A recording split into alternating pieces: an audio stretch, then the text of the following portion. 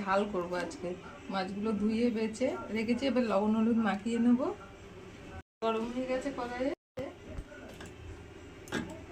হলুদ দিলাম, একটু ভালো করে মাখিয়ে ভেজে নেব।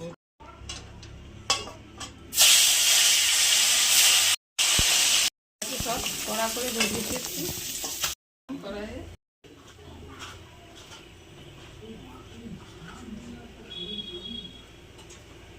একটু কালো জিরে ফোড়ন দিলাম আর একটা শুকনো লঙ্কা, টমেটো, একটা ছোট টমেটো কেটে রেখেছিলাম দিয়ে দিলাম, লবণ দিলাম, হলুদ দিলাম, অল্প একটু চিনি দিলাম,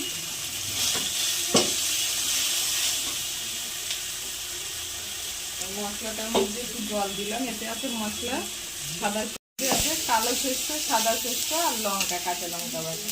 মশলাটা এই খোসাগুলো আর দেবো না,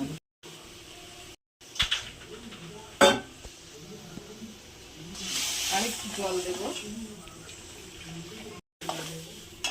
মাথা রাখবো। এবার মাছগুলো দিয়ে